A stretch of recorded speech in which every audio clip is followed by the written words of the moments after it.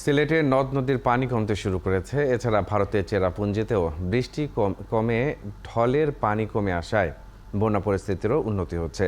সিলেটের সুরমা ও কুশিয়ারা নদীর ৩টি পয়েন্টে পানি বিপদসীমার উপর দিয়ে প্রবাহিত হলেও সোমবারের তুলনায় আজ এসব পয়েন্টে পানি কমেছে। পানি উন্নয়ন বোর্ডের নির্বাহী প্রকৌশলী দীপক রঞ্জন দাস জানান, শহরে সুরমা নদীর পানি প্রবাহিত হচ্ছে 10.75 সেন্টিমিটার উপর দিয়ে, যা বিপদসীমার 5 সেন্টিমিটার নিচে।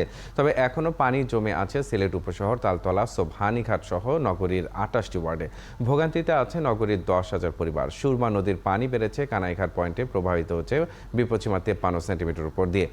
এদিকে সিলেটের জকিগঞ্জের অমলশীত পয়েন্টে কুশিয়ারা নদীর পানি কিছুটা কমেছে, তবে এখনও বিপদসীমার 28 সেন্টিমিটার উপরে রয়েছে। এখনও বন্যা কবলিত জেলা ও মহানগরের 7 লাখের বেশি মানুষ নানা ভোগান্তিতে রয়েছেন।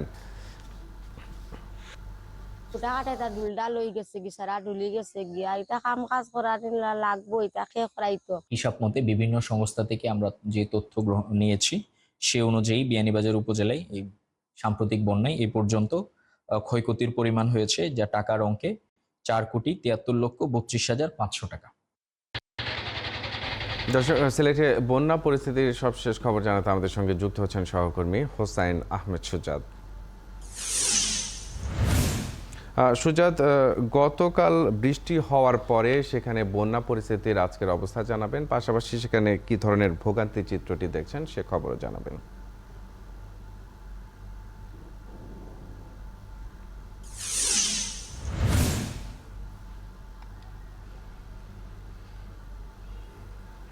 দেখুন মাহাদি, সবচেয়ে খুশির সংবাদ যেটি হচ্ছে যে গত 24 ঘন্টায় ভারতের চেরাপুঞ্জিতে মাত্র 30 মিলিমিটার বৃষ্টি হয়েছে, এবং যার কারণে কিন্তু এই মুহূর্তে সিলেটের সুরমা এবং কুশিয়ারা নদীর পানি বিপদসীমার অনেকটা উপরে আছে কানাইঘাটে, তবে সিলেট শহরে বিপদসীমার নিচ দিয়ে প্রবাহিত হচ্ছে। পাশাপাশি কুশিয়ারা নদীর পানি বিপদসীমার উপরে রয়েছে সিলেটের জকিগঞ্জের আমলশীতে।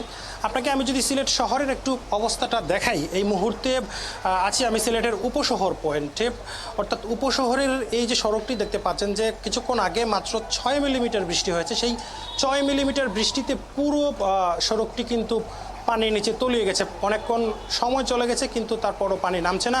মানুষের যে কি পরিমাণ ভোগান্তি, আমরা একজন উপশহরের বাসিন্দার সাথে কথা বলবো। আচ্ছা, এই পানি কখন এসেছে এবং কি পরিমাণ ভোগান্তি পোহাচ্ছেন আপনারা? এই পানি আজকে 2-3 দিন যাবত আছে। আর গত পরশু রাত্রের যে বৃষ্টি হয়েছিল, বৃষ্টির ফলে প্রচুর পানি হয়েছিল, মানুষের যাতায়াত ব্যবস্থা বিপর্যয়ের সম্মুখীন হয়েছিল। আর বর্তমানে এই পানি যাচ্ছে না কোনোভাবেই, একটু কমতেই একটু বেড়ে যায়, একটু কমতেই একটু বেড়ে যায়। আর ড্রেনগুলো যেখানে আছে কোনো কোনো জায়গায় দেখা যাচ্ছে যে ভাঙন ধরছে ড্রেনগুলোর মধ্যে। তারপরে অনেক জায়গায় মানে চলাচলের বিঘ্ন ঘটছে, মানুষের যাতায়াত ব্যবস্থা একদম দুর্ব্যবস্থা হয়ে গেছে, মানুষ যাতায়াত করতে পারছে না। অন্যদিকে যে বস্তির লোকগুলো আসছিল এখানে সড়কে এসে ভিড় করেছে অনেক লোক। তারপরে মানে বৃষ্টির পানি একটু বৃষ্টি হলেই ডুবে যায়, একটু বৃষ্টি হলেই ডুবে যায়। আমি মাহাদি, আপনি শুনছিলেন যে আমরা একজন বাসিন্দার সাথে কথা বলেছিলাম, তিনি আমাদেরকে জানিয়েছেন যে আসলে সিলেট শহরের এই মুহূর্তে যে অবস্থাটা দাঁড়িয়েছে যে একটু বৃষ্টি হলেই সিলেট শহরের ভোগান্তিতে পড়তে হচ্ছে সেখানের বাসিন্দাদের। আপনার কাছে নিশ্চয়ই আমরা পরবর্তীতে বন্যা পরিস্থিতির খবর জেনে নেব।